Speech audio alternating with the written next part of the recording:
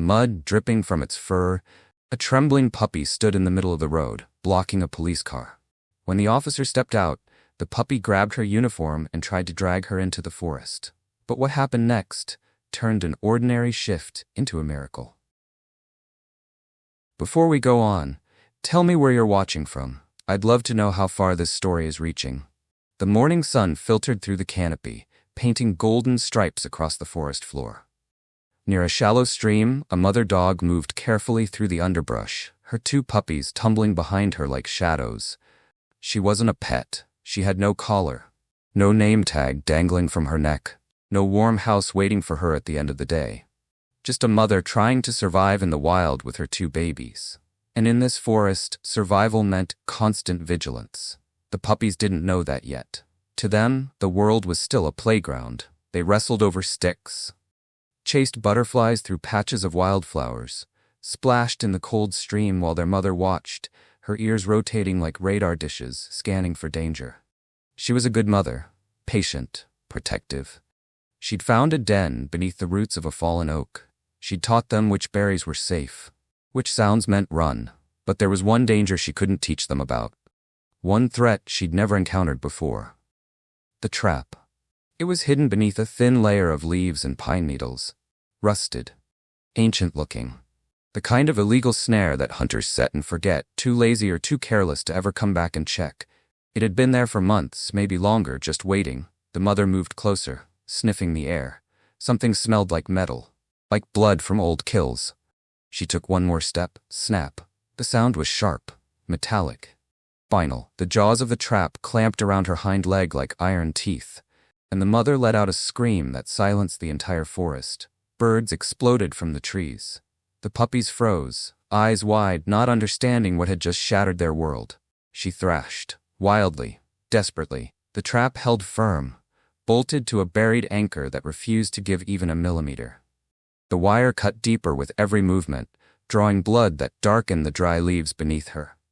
The puppies ran to her whimpering, trying to lick her face, trying to make it stop. But there was nothing they could do. Nothing she could do. She tried to chew through the wire. Her teeth scraped uselessly against the metal. She tried to dig around the anchor. Her paws bled. She pulled until her legs screamed in agony. Nothing worked.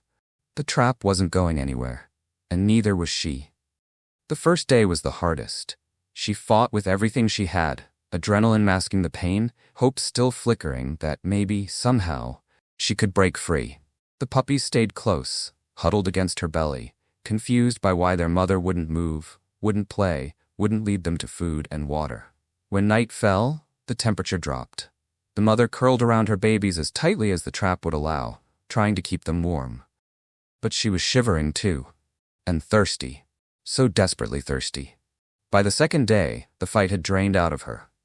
The sun beat down mercilessly through gaps in the canopy, baking her fur, cracking her lips. Her leg had swollen to twice its normal size, the wound infected and oozing. Every breath was labor. The puppies were starving. They nuzzled her, searching for milk that had already dried up. One of them, the smaller one, kept wandering toward the stream, lapping desperately at the water, then racing back to check if their mother was still breathing. She knew she was dying. Animals know. There's a point where instinct stops screaming fight and starts whispering let go. But her puppies, they didn't understand. One of them, the slightly larger pup with the white patch on its chest, refused to leave her side. It pressed against her constantly, as if its tiny body could somehow keep her alive through sheer devotion. But the other puppy, the smaller one, it was different. It kept looking toward the edge of the forest, toward the distant sound of cars humming along a road the mother dog had always warned them to avoid. Dangerous, that road. Loud. Fast. Deadly. But now, as the second sunset began to paint the sky orange, that small puppy made a choice no creature that young should ever have to make. It looked at its mother one last time. She managed to lift her head just slightly, her eyes meeting her baby's. There was something in that look. Not goodbye, something else. Go. The puppy turned, took one step toward the road, then another. Then it was walking, its legs shaky but determined. It didn't look back. Behind it, the mother dog let out one soft, broken whimper. The other puppy pressed closer, still refusing to leave. But the small puppy kept walking, faster now, through the darkening woods, toward a road it had never crossed, toward humans it had been taught to fear, toward the only chance its mother had left. The puppy had never been this far from its mother. Every instinct screamed at it to turn back. The forest felt bigger now, darker. Every snapping twig sounded like a predator. Every shadow could be danger. But something deeper, something primal pushed it forward. It stumbled over twisted roots that seemed to reach up and grab its paws. It slid down a muddy embankment, yelping as it tumbled into a shallow creek. The cold water shocked its system, but it scrambled up the opposite bank, shaking violently, and kept moving. It didn't know where it was going. No map, no plan. Just a desperate, aching pull toward something it couldn't name. It just knew it had to find someone. Anyone. The trees began to thin. The puppy could hear something new now, a low, constant rumble that grew louder with every step. It pushed through the last wall of underbrush and froze. The road.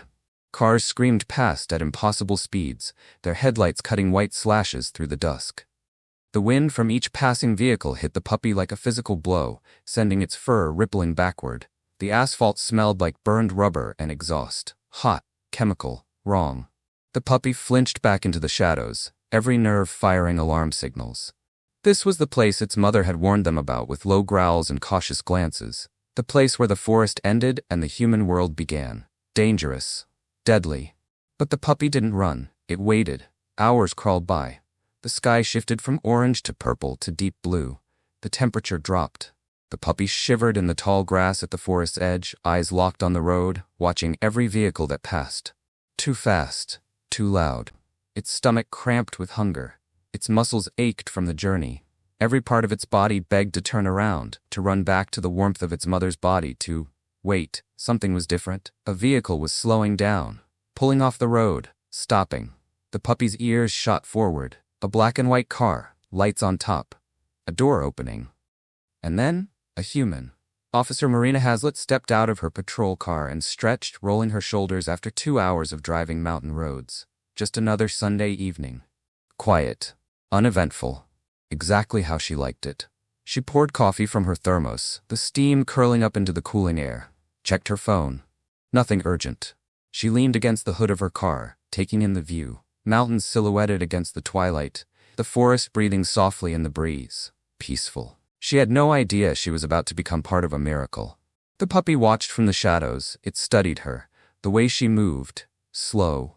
Calm. Not like the rushing cars. It took one tentative step forward. Then another. Officer Haslett glanced up from her phone and blinked. A puppy was emerging from the tree lines, small and mud-covered, walking toward her with an odd, determined gait. She smiled. She'd always loved animals. Growing up, her family had rescued 3 dogs, 2 cats, and a one-eyed rabbit. This little guy was probably lost, maybe separated from hikers. "Hey there, buddy," she said softly, crouching down and extending her hand. "Where'd you come from?" The puppy approached slowly, sniffed her fingers. Haslett's smile widened, and then the puppy's teeth clamped onto her pant leg and pulled. Not gently, not playfully, with a force that yanked her off balance. "Whoa, hey." Haslett grabbed the puppy, trying to gently pry it loose. But the moment she lifted it, it twisted like a fish on a line, squirming free. It hit the ground running, 3 steps toward the woods, then spun around and barked. Not a happy bark, a desperate one. Haslett straightened, confused. "What's wrong with you?" The puppy barked again, louder. Then ran to her, grabbed her pant leg, and pulled. Released. Ran toward the forest. Looked back. Barked. Officer Haslett felt something cold slide down her spine. This wasn't random behavior. This was communication. She tried again, walking to her car. "Come on, let's get you to a shelter." The puppy threw itself against the car door, clawing, whimpering. When she reached for it, it dodged her hands and bolted back toward the tree line.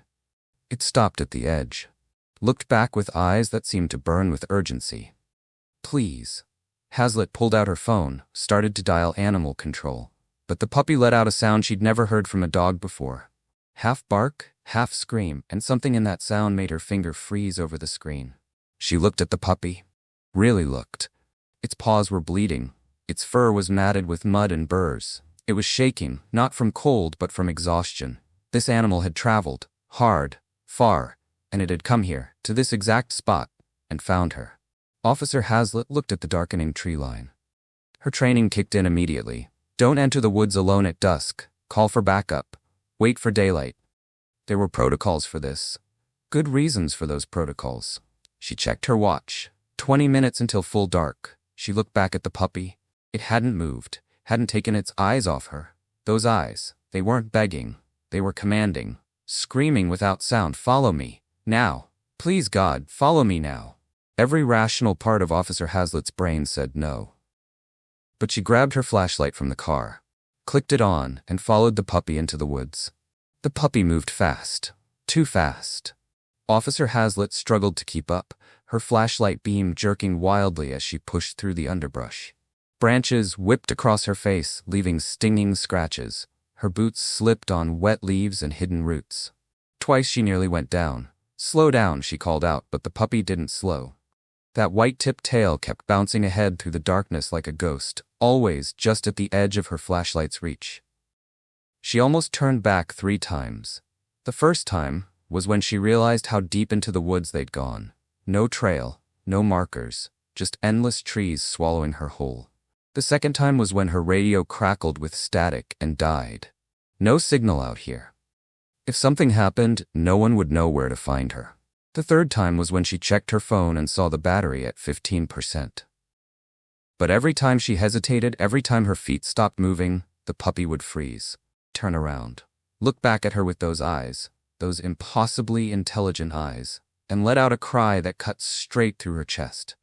A sound that said, "Please, we're almost there. Please don't stop now." So she didn't. Officer Haslett's lungs burned, her legs screamed. She'd been hiking uphill for what felt like forever, the beam of her flashlight growing dimmer, her breathing growing louder, her heart pounding so hard she could feel it in her teeth.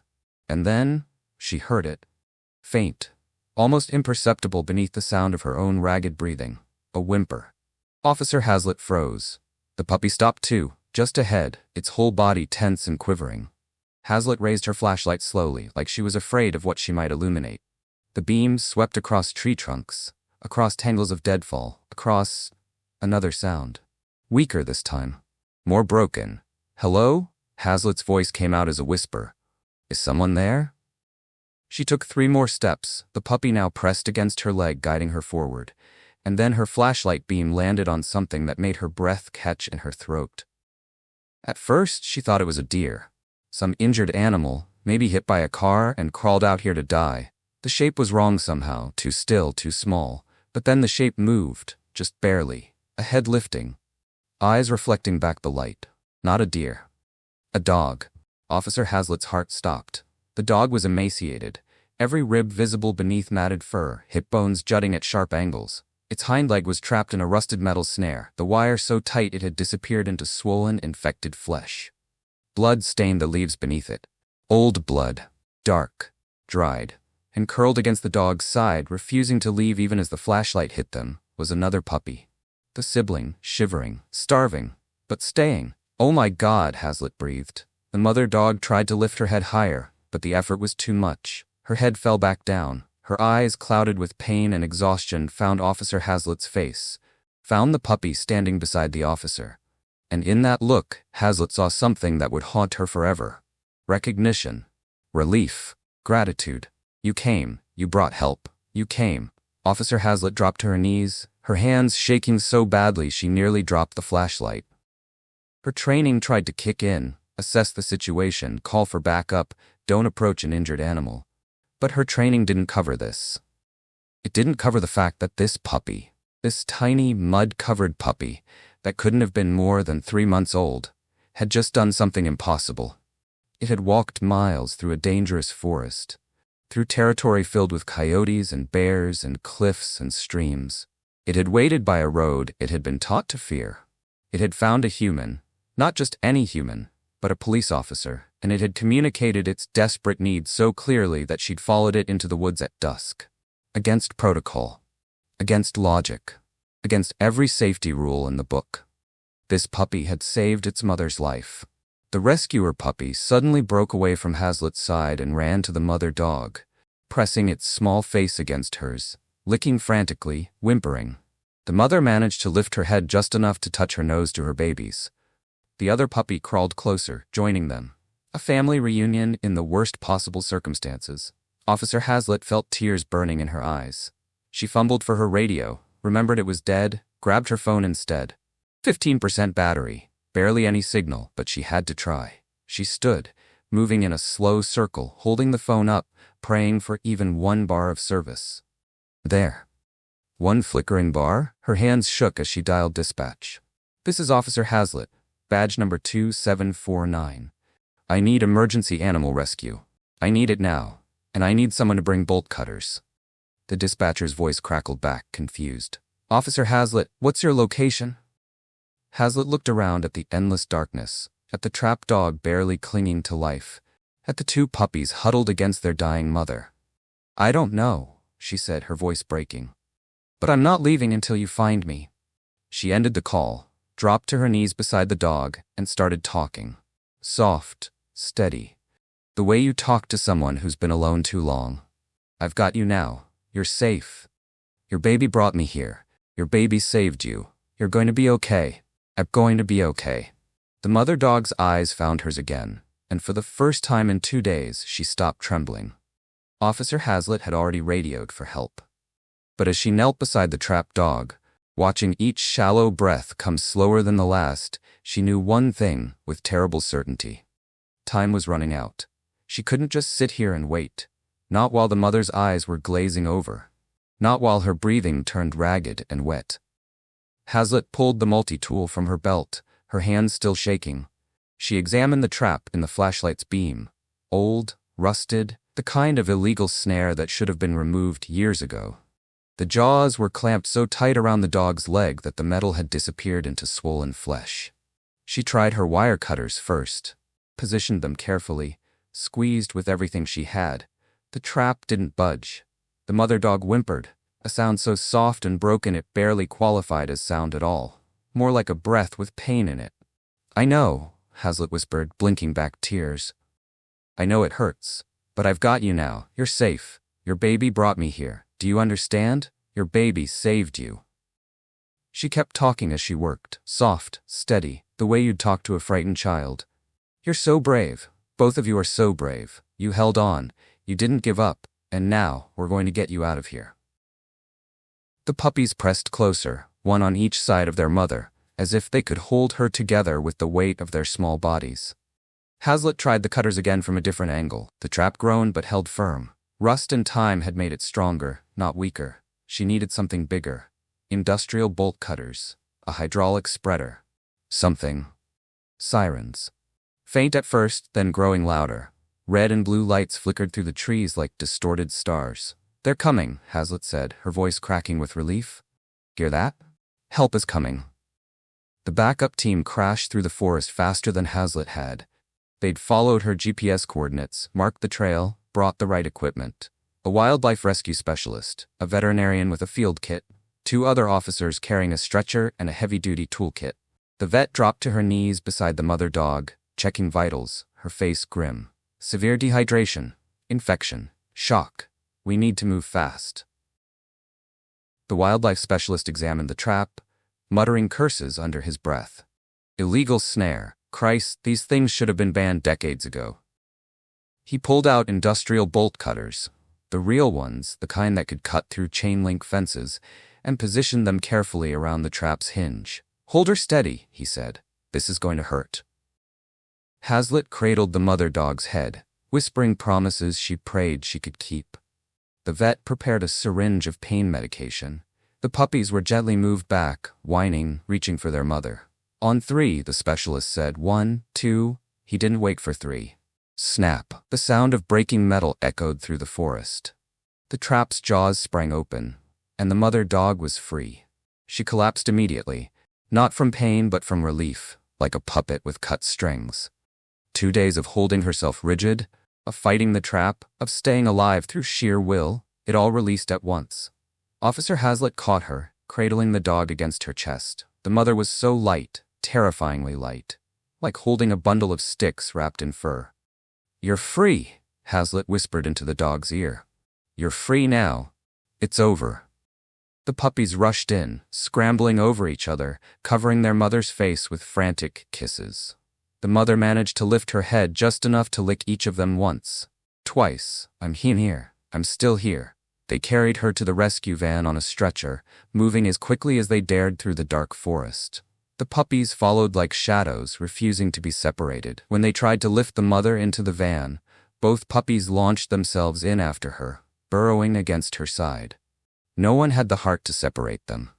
The vet worked quickly, efficiently. An IV line inserted, fluids flowing, antibiotics administered, the wound cleaned and bandaged. The puppies watched every movement with suspicious eyes, growling softly whenever anyone got too close, protecting her, still protecting her. At the emergency vet clinic, under harsh fluorescent lights, they finally got the full picture. The mother dog had lost nearly 40% of her body weight.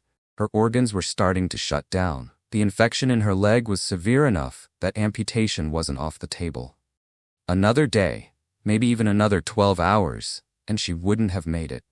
The vet looked at Officer Haslett, shaking her head in disbelief. "That puppy saved her life.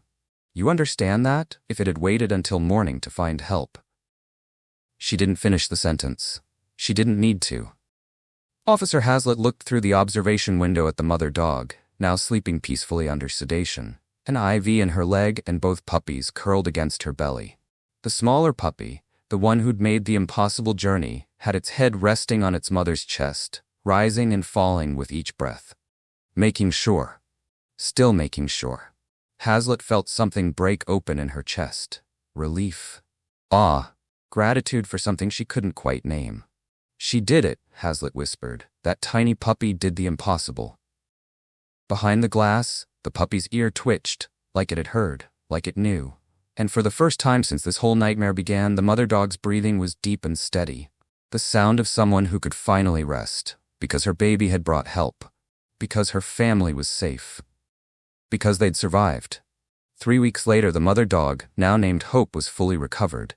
Not just surviving, thriving. Her coat had regained its shine, the hollows in her sides had filled out, the wound on her leg had healed into a scar, a permanent reminder of what she'd endured, but no longer a source of pain. And in Officer Haslett's backyard, on a sunny afternoon in late October, Hope was playing, actually playing. She chased her puppies in wide circles around the yard, her movements still slightly cautious, still testing the limits of her healed leg. But the joy in her eyes was unmistakable. Pure. Hard-earned. The puppies tumbled over each other, wrestling in the grass, completely unaware of how close they'd come to losing everything. Officer Haslett sat on the ground, her uniform traded for jeans and a faded sweatshirt, laughing as both puppies abandoned their mother and launched themselves at her instead. They climbed over her lap, licked her face, tugged at her sleeves. She'd adopted all 3 of them. The decision had been immediate, instinctive. How could she separate them after what they'd been through? How could she send them to different homes, break apart a family that had fought so hard to stay together? She couldn't. She wouldn't. So they became hers. And she became theirs. The puppy who had led the rescue. The one who'd walked miles through dangerous forest, who'd waited by a terrifying road, who'd refused to let Officer Haslett drive away. She named him Scout. Because that's exactly what he was. A scout. A pathfinder. A hero, wrapped in a tiny, mud-covered package. Scout had grown in those 3 weeks. Not much. He was still small, still young, but there was something different about him now. A confidence. A brightness in his eyes that seemed to say, "I did something impossible, and I know it." He still watched his mother constantly, still positioned himself between her and anything unfamiliar, still took his role as protector seriously. Some things, Haslett realized, don't change. Some bonds are forged too deep.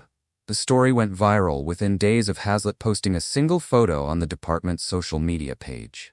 Hope, Scout, and his sibling, who Haslett had named Keeper, because he'd kept watch over his mother when everyone else would have run, curled together in a dog bed, safe and warm. The photo was shared thousands of times, then tens of thousands, then hundreds of thousands. News outlets picked it up. Animal rescue organizations used it in their campaigns. People from around the world sent messages, donations, stuffed toys for the puppies. But the story didn't go viral because of the rescue itself. Haslett knew that. She'd seen plenty of dramatic rescues come and go from the news cycle, forgotten within a week. This one stuck. This one meant something. Because it reminded people of a truth they desperately needed to hear. That courage doesn't require size. That a 3-month-old puppy, barely weaned, could summon more bravery than most adults would ever need in their entire lives. That love doesn't require words. That a mother and her baby could communicate across impossible distances through nothing but instinct and devotion. And that sometimes, just sometimes, the smallest among us carry the biggest hearts. Scout didn't know he was a hero. He didn't understand that his story had touched millions of people. He just knew that his mother was alive, that his family was safe, that the human who smelled like coffee and forest dirt had become part of their pack. That was enough for him. Officer Haslett still patrols that same mountain road, same shifts, same route. But now, every time she passes those woods, the spot where a muddy puppy emerged from the tree line and changed her life forever, she slows down. She looks at the forest, at the darkening trees where she'd followed a desperate animal into the unknown, and she remembers the puppy who refused to let her walk away. The puppy who looked at her with eyes that said, "You're the one. You're the person who can save her. Please, please don't leave." She remembers making the choice to follow, to trust, to step into the woods at dusk against every protocol, every safety rule, every logical thought in her head. And she remembers what she found there, a love so fierce it had accomplished the impossible. Haslett glances in her rearview mirror before driving on. In the back seat, Scout sits in his car seat. Yes, she brings him on patrols sometimes, because how could she not? Watching the forest pass by with alert, intelligent eyes. Still watching, still protecting, still ready. Just in case someone else out there needs a hero. The sunset paints the mountains in shades of gold and amber. The forest breathes softly in the evening breeze. Somewhere deep in those woods, the place where hope was trapped has already been reclaimed by nature. New growth covering old scars. But the memory remains. The story lives on. A reminder that miracles don't always come from where we expect them. That sometimes salvation arrives on 4 tiny paws covered in mud, with a heart too big for its body and a refusal to accept defeat. Scout rests his head on the window, watching the world go by. Officer Haslett reaches back and scratches behind his ears. "Good boy," she whispers. "You're such a good boy." And somewhere in the language that exists between humans and the animals who choose to trust them, Scout understands. He did good. He saved her. He brought help when it mattered most. He was exactly who he needed to be. Exactly when the world needed him. And that, more than any viral video, more than any news story, more than any number of shares or likes, is the legacy that will last forever. Scout, Hope, and Keeper are thriving today. Never underestimate the power of a determined heart.